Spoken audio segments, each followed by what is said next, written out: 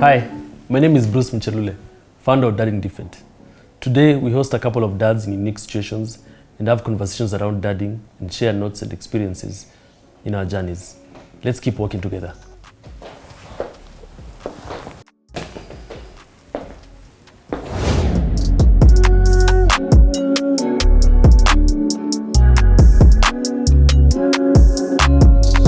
How's it? My name is Johnnie. I'm a father to an amazing son called Nathan, turning 5 on Father's Day, which is quite amazing. Hi, my name is Njoroge. I'm a new father. My name is Kenneth Kyoko. I'm a father to 2 boys. My name is Moneki Mugo. People know me as Mwane. Hi, my name is Moronga Imanyara, father of 2, a boy and a girl. My name is Elpin Budhia. I'm here to catch vibes with my fellow dads and talk about how best to raise my 2 kids, a boy and girl, and celebrate Father's Day over a bottle of whiskey. Happy Father's Day, gentlemen. Yeah, happy Father's Day, guys. Happy Father's Day, gents. Happy Father's Day to all of you.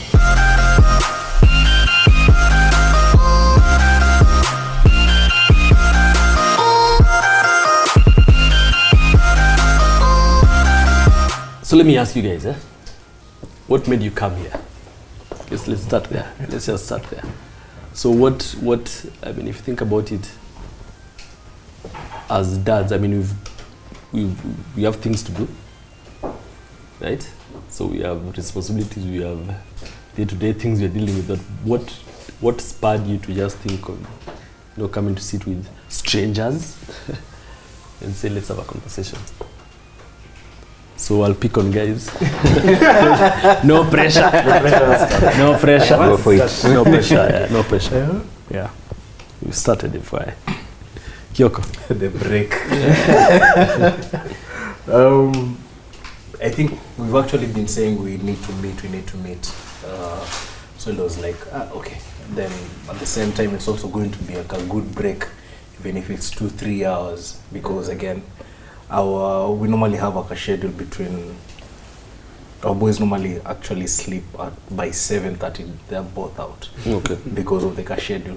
So and for some weird reason, as they grow, they tend to become more active towards the bedtime. Okay. So unapata by the time mmoja amevaa nguo, ameshaoga amevaa nguo, it actually takes a toll on you. Mara sazile time ya kukula, eat bwana. Kula. Mamake akije kula. Okay. And you're like, okay. So for me it was, other than, I mean, the fact that I'm meeting guys we've been chatting, like a small window of break. Actually, yeah. That's interesting. Yeah. So let me ask you, Mwane, in terms of schedules, because you mentioned schedules. Yeah. Schedules. That's something we need to talk with this guy. How old are your kids? My kids are 8 years and 1 month. So at the moment, we don't have a schedule. It's just anything goes at any time. You're winging it. We are just winging it. Now, getting that balance between trying to put the 1-month-old to bed, and then you still have to shughulikia the firstborn because she has school. If there are days I sleep on the couch and I wake up at 10 when she's on holiday and she's still there. Wow. She never wakes me up because she knows if she wakes me up, she goes to bed. So, you have to be conscious at this time. Like, this one has to sleep X amount of hours because they have to go to school. But the other one, like yesterday, that little man cried for 30 minutes. But I put him to sleep at the end. But at that point, you forget about the first one. Yeah. So even just trying to actively remember that you have to shughulikia the first one, I feel like it's hard because when she was alone, kila kitu ni yeye. You will not forget. But with the stresses that are going on this 1 month, I feel like you might lose, and then it becomes long term. because now you feel this kid should be self-sufficient and things like that. Yeah, but I think I'm giving myself solace maybe after 6 months. I usually say when they start eating, at least, because I have to bembeleza that kid to go to sleep. Because the mom is able to breastfeed. Me, the only thing I have is dancing and rocking that baby. You rock that baby, they puke. So what am I supposed to do? And then I usually feel like I constrain him when I'm trying to put him to bed. So he's like fighting, and I'm like, when my wife puts him, he's just chilled. And then when I take him, I put him this side. I wake him this side. Nothing. But we'll hack it. I mean, we did it once. Don't forget, I forgot. I've changed only one diaper, and that day was caused for. So For the 1 month old. yeah, for the 1 month old, I'd forgotten, and then it's a boy. So you start wondering if different dynamics. it's tough. My kids they are 2, 7 and 5. Actually, my daughter is turning 5 in 2 weeks. So my son turned 7 in September. Right now, I think for me, we are in the easy stage. Because when they were born, you see, they're almost twins. Oh yeah. I know that feeling. They're not really twins, but they're twins. So for a while, I think for the first 4 years, 4 or 5 years, it was a proper marathon. Right now we're chilled. My wife and I, we can even pick up hobbies. We dropped a while back. Yeah, it gets better. It does. So we can pick up hobbies we dropped, or pick up hobbies we wanted to pick up and we couldn't because of time. So right now their schedules are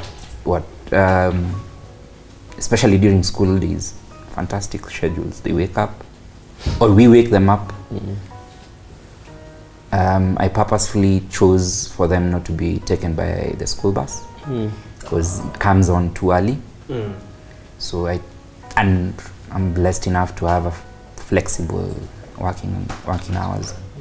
So we drop them in school by 8, and both of them are in school by 8. They'll come home by 5. Are they in the same school? Yeah. And how long have you been dropping them? I've been doing that for 3 years. Okay. Yeah. Also. I think why I'm asking this question is because that's something I don't know if it's selfishness or if it's, but I'm a big stickler I'm a big fan of convenience, especially when it's on my part. Yeah. So I drop my daughter to school, but you see, our school is literally in the same estate. Okay. Like So I can walk. mine is pretty. That's what I was gonna ask. Yeah. I live in Thika. Yeah. My kids' school in Juja. So it's you have to drive a while. So I have to drive, yeah. So, but I think I love the fact that I've been able to do that for that time. Yeah. There are things I've picked up from them, and during that time that I would have missed out on. I see. You don't get to spend too much time with your kids because of work and all these things. So it's a moment. It's a moment. Yeah. So if I can spend half an hour with them in the drive to take them to school. So you feel also that you. Yes. Yeah. And even during this corona time, I've been taking advantage of working from home. I can pick them up instead of using the school bus is available. Yes. Yeah, you paid for it, but yes. Yeah. But if I am able to, I just call the teacher and tell them, "Hey, I'll be coming." Or my wife does the same. Most of the time, the mom drops my son to school. Yeah. And I realize the time that I offer to drop him, he's so excited. He's like he's livid. He wants to do it and all that. And then as I drop him, I was like, "Papa, you're gonna pick me?" And I'm like, I have to make a plan. Yeah. It's like you've set the tone. Yeah. Sometimes you just have to make a plan. Yeah. I'm like in 2 different worlds from the school and where I work. Yeah. And I'm like literally in the office all the time. Yeah. So yeah, I get the vibe. I get the excitement. Yeah.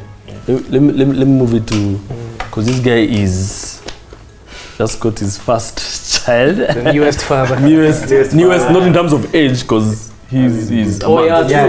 But he was his second body. It's boring. It's all his. So he's Just got your firstborn, what, 2 months ago? 3 months ago. Okay. So when you hear fathers talk about picking their kids, when you hear them talking about, I can pick up hobbies, because I visited recently, and there's no space for a hobby there. I mean, it's slowly growing. There would be one for a while. Yeah. Don't lie to yourself. It's going there. How's that? So that's also why I'm also here to hear the story. How is that? How is that? Yeah. Like I've been seeing light at the end of the tunnel, Good. but then I keep meeting fathers to remind me that no. Just moves. That's something right. What do you like? How has it been like so far? No, so like, because it's early days, Yeah. the humps are, I'm just getting over the first ones. Yeah. So now it's just like my daughter's sleeping better through the night. That's a win. Yes. That's a win. Yeah. To me, it's like, oh wow. Yeah. Everyone has a milestone. Yeah. A trippy experience now recently, which is like just realizing how much time has already passed. Yeah. And how many things have already passed. So it's like when we came, I can remember when we came home from the hospital, like I wanted her to stay in that. Okay, then I wanted her to like sleep. Okay. But in I hindsight, wanted her to have like a schedule. Yeah. In hindsight, I'm like, oh, I wish you had given me a bit more time to enjoy that. I wish I'd like focused on like that moment, not just trying to change diapers and clean up puke and like just being stressed and not sleeping. But no, it's really interesting. Yeah. It's interesting. Murunga, let me ask you. Like, how old are your kids now? So my daughter is 3.5. My son is 1.5. Was there a difference? Is there a difference in one being firstborn and secondborn? Was there a difference in the way you approached it? Or in the genders? Was there any difference? So, for me, what I definitely know happened was that there was much more confidence when we got the second one. You know, our daughter, even during the pregnancy, really gave us a lot of scares. We were admitted to the hospital thrice before she came. There was one time we thought my wife had preeclampsia. If you've heard about that, it takes you out in 45 minutes, you know, because it disconnects the baby from the. So we thought that was it, because one day I'm sleeping at 4 a.m. I'm being shaken, and the lights are on, and I look at my wife. Her face is just like this, swollen. So I'm like, so I rush her to Aga Khan. So amongst many other difficulties that happened, so with the first, and then even during raising, you know, her first year, there were some difficulties. Like we had to take her for, like there was a muscle, an overgrowth of muscle on her neck. We, you know, doctors were saying it could be cancerous. It could be. So you're stressed the first year. So it really hardened us that first year. So when our son came now, we were like, man, I was tossing that guy around like a basket. Because he was perfect, you know, he was strong, he was, you know, so that, I would say, you know, for any parent like who's introducing a second one, the first one really gives you a lot of confidence, for at least from my end. It gave For me me, a it lot was a of, complete opposite. I think we can end up making assumptions based on our experiences. We realize these kids, the way we are grown-ups and we each have our own personalities. Yeah. It starts, I think it starts even from Yes. the From time. huko ndani. so it's actually crazy, because I was actually just reading about that. Well, it's actually a podcast. Yeah. And you know the TED Daily Talks. Yes. And this, I think, an evolutionary biologist was explaining how 80% of the personality of a child is genetic. It's absolutely nothing that you can do. So sometimes have you ever asked, you know, sometimes you see these mangas you grow up with, Yeah, like and a guy is beaten, Yes. but he's nothing. He's like, tomorrow I'm gonna do the same thing. Yeah. It's just in him. So I realized it's not even, you know, a lot of parents take it out on themselves. I'm a bad parent, but a lot of that is actually just the kid is gonna be like that.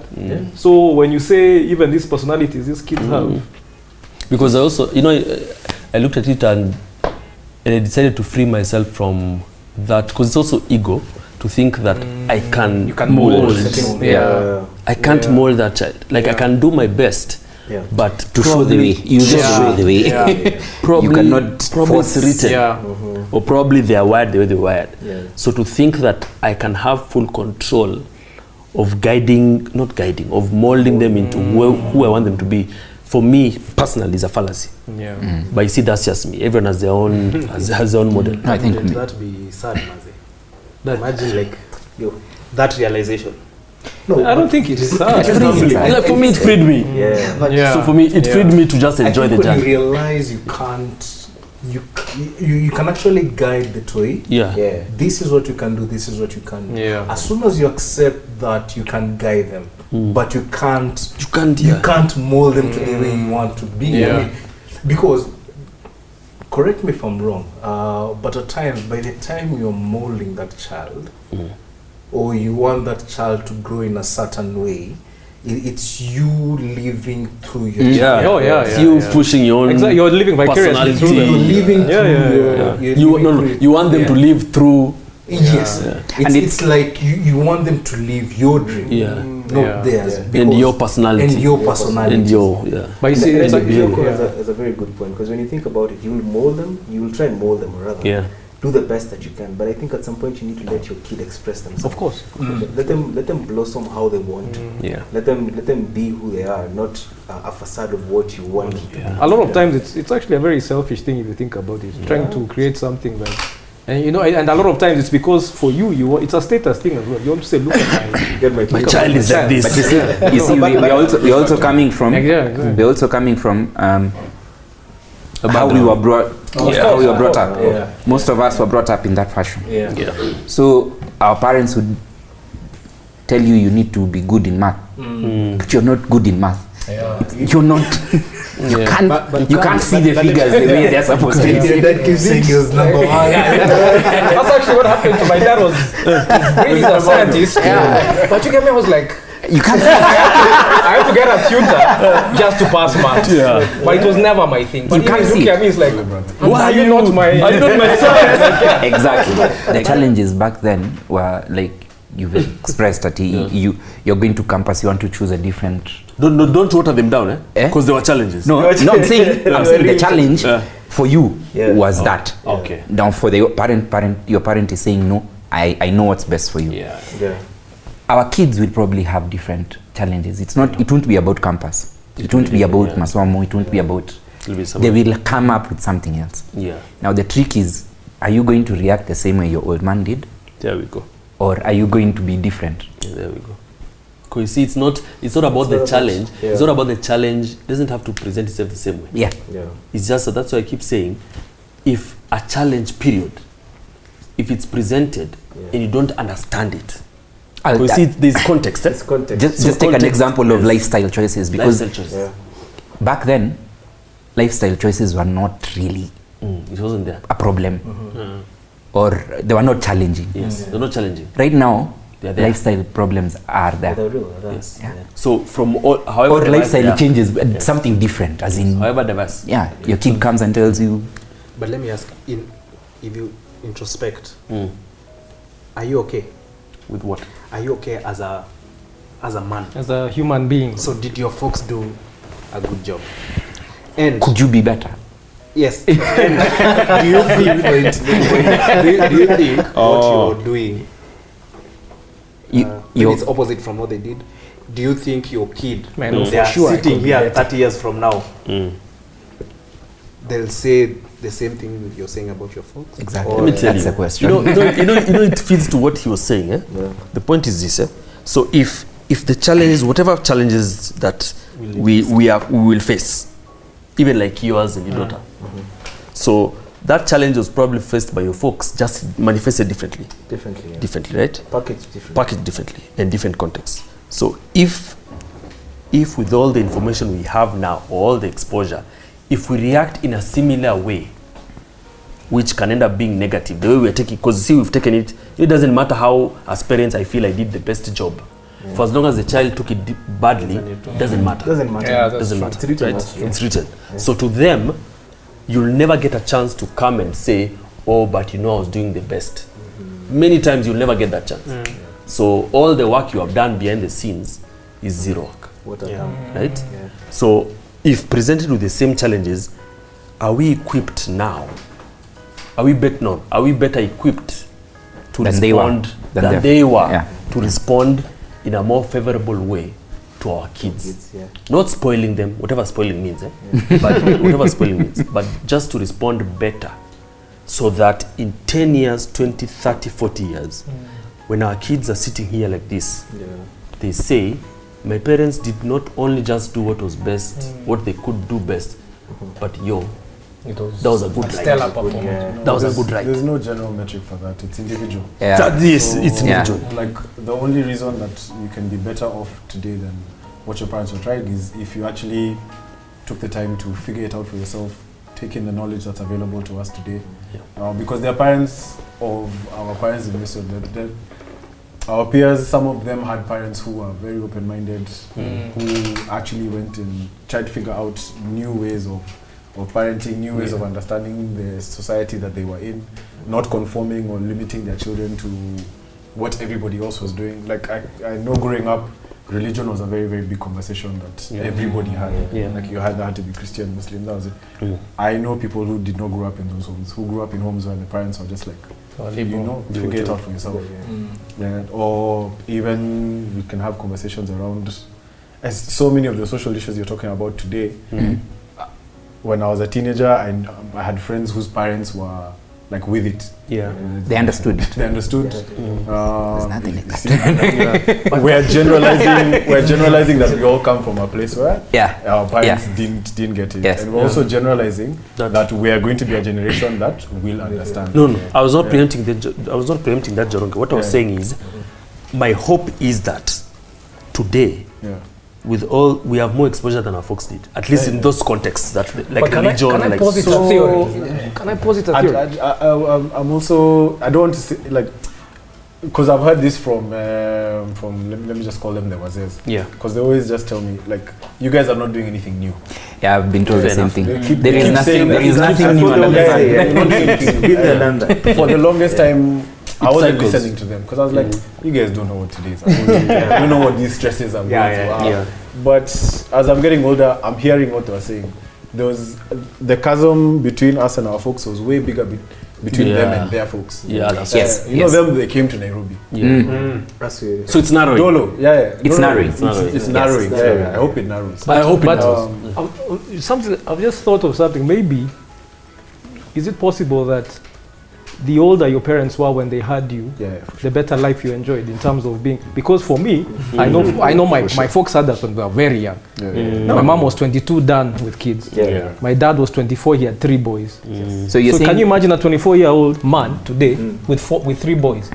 What kind of, just picture that. So us guys are in our 30s, that's when we're having our kids for the first time. They're still struggling. But we're still struggling, but I don't think we're struggling. Our struggles are different. Our fathers, granted, people matured faster than we do now those days. But you have to remember, this is still a man who was 24 years old. It's not even a man. It's not even a man. He's hardly a man. So there's shortcoming. You've been put through a wedding. You understand? And then, worse off now, if we go even to that older generation, now they are foxes. For example, my dad's dad, army man, through and through. 18 years old, you've had like 5 kids. By 18. By 24, you're done with your kids, you're off to war. So there's absolutely no connection there. That's why our parents now come back. So my question is, what you might find, and this is just a hypothesis actually. If we look back and at, like for example, one thing I observed is, I saw Julia Roberts talking about how she grew up, the actress. Her older brother Eric Roberts, I don't know if you guys were fans of Best of the Best. I used to watch that thing. It was fire. It was fire. Eric Roberts and Julia Roberts, I think it's like 12-year difference. They are not talking till today. It's because Eric one day told her, these people you call your parents were monsters to me. You understand? Because Eric, they had him when they were in early 20s. Julia came much later. These guys have lunch. They have chilled.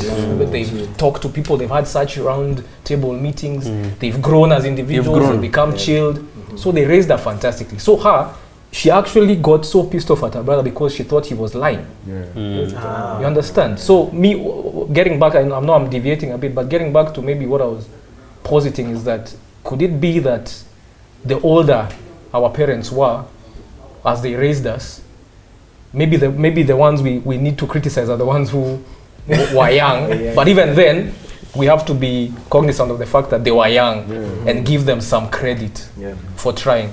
For me, I'm the last one, so just by design, as a contrast to your design, is I've been closest to my folks Than your siblings. than my siblings. See, I don't think. So Exactly. I've seen, It's different.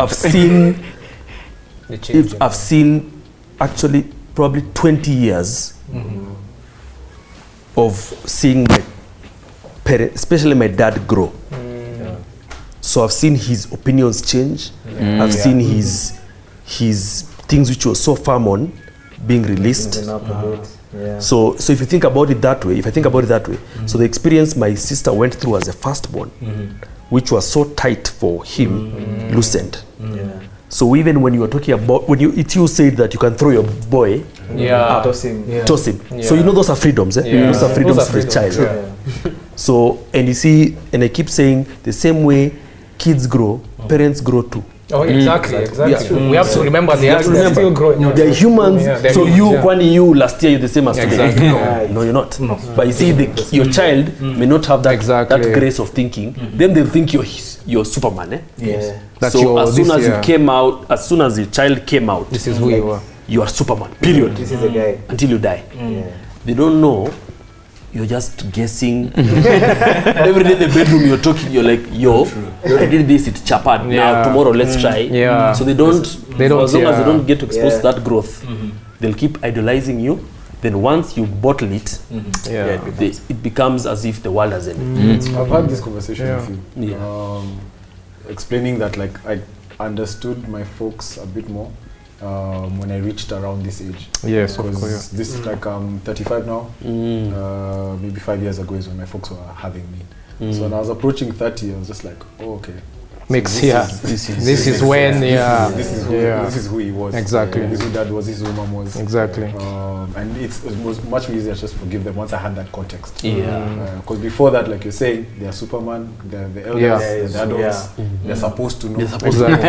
But what we should actively do is narrow that gap. I wish I came to this realization a little bit earlier. Maybe like when I'm 20. That's but maybe it would have been a boring guy. But either way, You'd be a boring guy. But either way, the realization I have now, even in terms of dealing with my dad, now we can talk. You know, the other time it was instructions. Like I felt, that's what I felt. Like my dad is giving me instructions. Like I know this is good, but I'm doing it because it's like a must. You've been told. I've been told. Murunga, most uncomfortable period as a dad. If you can think of. Oh man, I think for me, what would stand out would definitely be the, there's a day I come home, and I think my daughter was maybe 4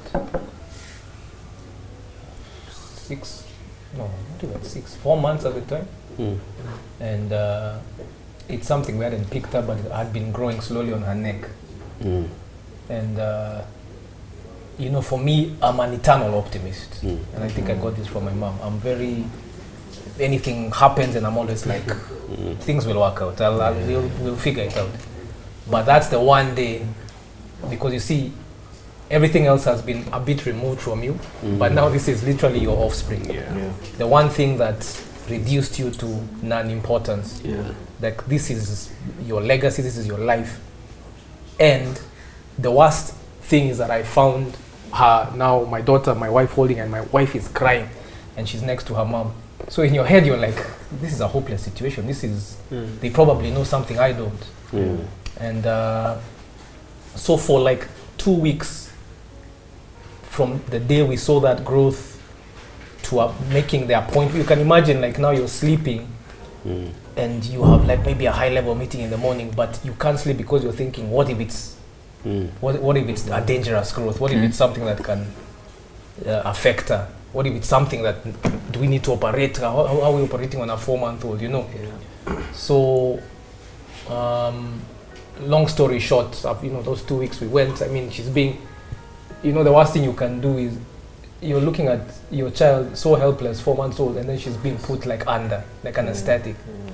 and in your head you're like, is she even, is there a risk of her not waking up? Like you've heard stories, so you're playing all this stuff in your head. But long story short, luckily it was just like, apparently sometimes I'm not a doctor, but is it the capillaries in the neck that just over replicate and then causes us? So it's nothing. And now she's perfectly okay. It goes with time. But I would say that was my one more, everything else has been fantastic moving forward. In comparison to that. In comparison to that, yeah, let me say that. Yeah, in comparison to that. That was the one moment that I think really shook me as a father, because it brought the reality of you can lose your child. People have lost their children. You understand? Yeah. Are you going to be another parent who loses their kid? Are you gonna, and I can't for the life of me imagine. Even then I was thinking, I can't for the life of me imagine losing, I honestly wouldn't have a reason to live. Yeah. If I look at it right now, I'm sure I would go for therapy and my wife, all that stuff. But just the thought of I could lose this child, that is enough to reduce you to nothing, So I think I would say that was my worst time as a parent. Yeah. So Dan, I think for the better part of it, even today, I've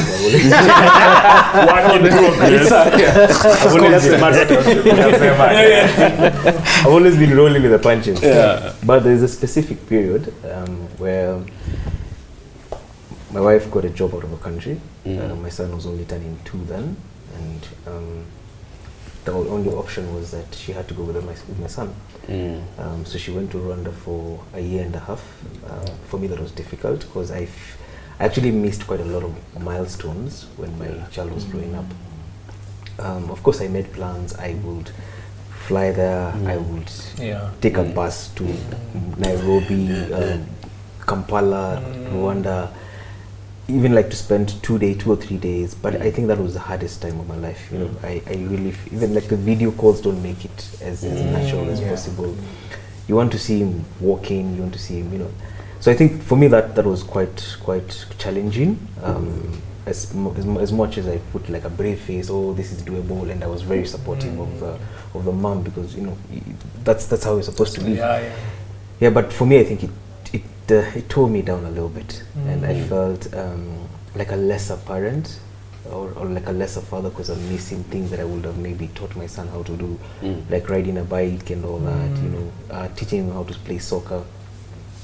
So right now I feel like I kind of overcompensate or try to overcompensate for lost time. Yeah, but as I said, I think from the onset, I think I've just been rolling with the punches. Yeah.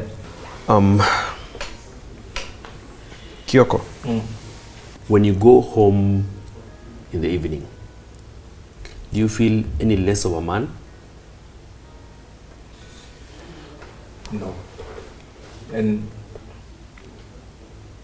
I think parenting is not easy. Parenting is not easy at all. I think that's one of the hardest things I've actually done in my entire life. So being able to talk about it, because the one thing that we can all agree and we can all attest to is that we don't talk as men. We've always been told that opening up or being able to talk about your feelings or being able to talk about what you're going through is actually a weakness. But the more I realize, the more I talk about, the more we actually discuss some things in the group, I realize I'm actually coming out stronger. Yeah. I realize I'm actually able to offload some things, because men tend to take in everything, and the worst bit is, if I may in Swahili, vitu zikilipuka, then you actually just things happen. Okay, but being able to talk about things, being able to be vulnerable, being able to be lay out bare, and especially with fellow men, then you realize that by the time you're actually leaving that place, I mean, by the time I'm actually leaving here, even right now, I feel it's like there's a lot that has been taken from me.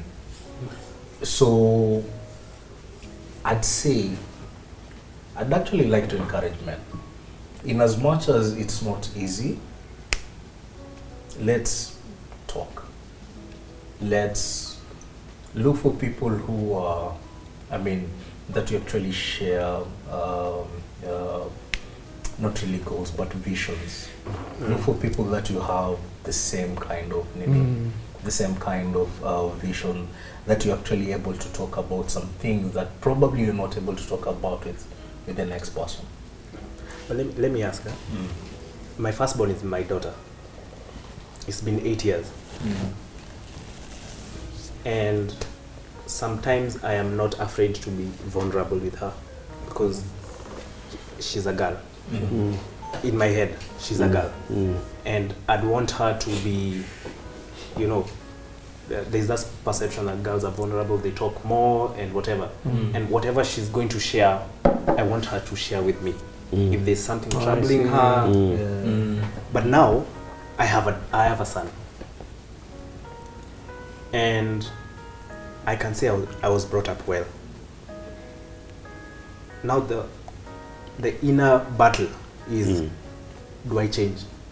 Do I become more like my dad, who was, you know, firm, strict? Because now there's the element of now a man in the house. And how are we going to build that relationship? Because on a light note, like anything smaller than a cat, I'm afraid of. So even if there's something in my things, it's the wife who does it. But now, I have to. We'll edit that out. I think That's so true. Maybe, I'm like that. maybe just to point out, maybe to help you, or not to help you, or just to point out, I think kids are not the same. They each are different. The same way, you won't bring up your daughter the same way your son the same way you brought up your daughter. There are things that you will do with your son that you did not do with your daughter. But that's a fear for me. You see, I saw something from one of your posts, I think this week. I even shared it with my wife. There's a guy who wrote there that he's afraid that when he punishes his daughter, he will say sorry. Immediately after punishing your daughter, you want to say sorry. Hey man, that's me. I've been unable to. I am that guy. I am that guy. In fact, it is a tug of war between myself and my wife. Because I can punish my son, But you can't and then I'll call him later and tell him, okay, now you know what you're doing. You know why I'm doing, why I'm doing this. But then with my daughter, there is It's different. and there is no way they will be the same. In fact, that's what I was told now by some wazes, because I went and asked. But they told me, you can't, it's not the same. You won't be the same. Your daughter is your daughter. There is a bond with your daughter that is not with your son. There is a bond with your son that is not with your daughter. It's just different. It is different. It's just different. It's just different. But if I may ask, I don't know if it's an advantage for me because I have two boys. But then again, They are probably going to be different as well. no, they are different. Actually, No, I'm saying even the way you relate with them, they'll Yeah. probably be different. Now, I think my question is, do we look at them as kids first, or do we look at them as boy? This is a boy. This is a girl. I think you look at them as kids first. Because I think from my head, they look at me. I look at them as kids. But then when it comes to my son, he will not be sensitive with me like you see the way you. My daughter is 5 and she's already sensitive with me. She'll come and tell me. She'll notice, Dad, what's wrong? You know, when you're having you're having a tough time. it's how they're built. Your daughter will come and tell you, hey, what's up? Recently, I think on this weekend, as more or less spaced out, she refused to go and play. She could tell something. She could tell. She sat with me in the house. The brother went out. Kitambo! You see, they are not the same. The boy will come in later and just run around. He's fine. Yeah. But I'm not sure that's a given that's a boy and girl issue. I don't know. Maybe it's my boy and girl. By actually asking, do we look at them at boy girl first? Yeah, kids or first. do we look at them at kids first? I think kids first. Then personality. Personality kicks in and all that. Let me just ask one last question. How do you, since it's Father's Day, what motivates you to, to just keep doing what you're doing? So think of it like to keep working. What motivates you to just stay on that cause, whatever cause it is, however it makes sense to you? What motivates you to just stay on that cause? I think even in terms of generalization or just knowing myself, I think, and unfortunately I'm trying to work on it, is I am driven so much by the fear of failure. So I even have, sometimes I'm just sitting on the sofa and I'm looking at my daughter there, what she's doing, and I question myself, is this the best? Can I do much more? And then I start thinking, like, if I'm engaging in all that, sometimes you feel like if I had 50 million, like this would be good. If I had 200 million, like I'd be the best dad. I wouldn't have to go to work and pick you up and whatever. But you think that process of getting that money will pull me definitely away from far more, because I have to be there. I have to hustle. I have to, and that balance is something I'm trying to figure out 8 years later. Between my two now kids sitting and saying this guy was there for us, and he also succeeded in his own way. He achieved whatever he wanted to achieve as a person, but still that guy was there for me, was there for us. I won't say that, hey, I hate money because my dad chased money and he was never there for us. Or, hey, this guy should have chased money. Like we are suffering here. And it's a very weird balance, eh? Yes. It is. Thanks a lot. Dan? In terms of what motivated me, I honestly feel I try my best to be, like a good dad. Maybe give the best to my child in terms of what I got from my father and all that. But I think the biggest driver for me is, and it's a quote that I came to at some point in my life. It's all about like honor when my time is up. Legacy. My legacy when my time is up. Because ideally, the first responsibility of a man is basically to stay alive. Yeah, it is actually. Just stay afloat. The rest is literally what you call honor. Like what you leave behind for your people, how you take care of your people, how you make your son or your daughter live a comfortable life, and just basically bringing them in the best way that you can as a person. So I think for me it's all about honor and what I'll be remembered for by my children or by my child when the time that I'm not here. So I think that's the driving force. And as Monique said, when you look at your child there and you're like, I can do better. But I also don't want them to be like, oh, this guy looked for money and never focused on us. But this guy was just here with us in the couch. Look at us now, we're struggling. So it was just vibing. But it's striking a balance for honor on both sides. So I think that's my driving force, man. Awesome. LP, the money guy. What keeps you working, bro? I think it's balance. My growing up, after moving out of the house, my mom and my dad, my mom actually just said, see, you guys are not in the house anymore. So you need to have something for yourself. Right now as a dad, your full focus is with your kids, but it's temporary. You will have them for 20 years, 20 something years. and then you release them to the world. So between now and that 20 years, the full focus should be on them. But do not forget to leave something for yourself and for your partner. If you have a partner, you make sure that you do not forget each other while raising the kids. That's a good point. You do not forget yourself while raising the kids. Now, finding that balance is the same as finding the balance between chasing money and sitting down and spending time with your kids.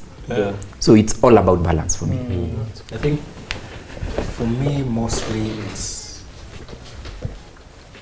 other than being there for my kids, the fact that I can actually look at each and every milestone, be it they started to walk, be it their first word. I think for me, I'm more of, let's celebrate the little wins that you're getting.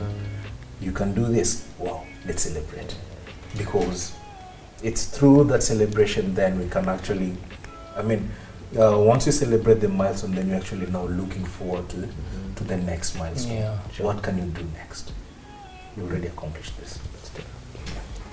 I think for me, the way I look at it is, I might be relatively young, but I've lived my life. I had parents who tried their best at a relatively young age. So I always look at my kids and say, my time it's not done, but a lot of it has been done. I've enjoyed my childhood, I've enjoyed my teenage years. I really enjoyed my 20s.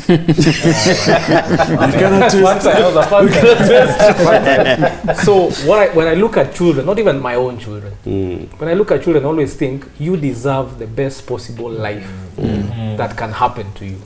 So what I do with the ones that the world has given me, it's my responsibility, I feel, to provide them with as many experiences, as many, not spoil them, but also give them as much of the world as you possibly can. Let them experience as much as they possibly can, whatever is in your power. So that's what keeps me working, that's what keeps me waking up every day, going out and hustling, so that I can make, and I think a part of me also looks at it as what I didn't get as a kid. Especially maybe from my dad, learning how to do certain things that a dad is supposed to essentially teach you how to do. I want to be the one, I want to have the means and the resources and the power and the strength and the health to do that for them. I want the most for them. I want them to experience as much life as they possibly can. That's what keeps me going. Brilliant. You're good. As the newest first-time dad. Early days, newest first-time dad. Do you envision? Do you hope? Do you believe you'll have some fight in you to keep going? And are you excited about it? Very excited. Definitely, I'll have to say, everything that you guys said sounds true to me. The one thing I say that got heightened over just the last few months is that need to be present, and then also what that means. So there's a need for my attention that my daughter has. That I'm just delving into it right now. I'm understanding the surface level of it, but the cracks for me, what has come out of it is I really need to work on who I am, how I am being, what my behaviors are. That self-study has to be so deep that I have all the confidence in the world, that I can give her a foundation where she can just now leap from and just go. So just try to figure out everything that I'm not sure about. This is so many habits that it's ring so loud now. Why do I still do that?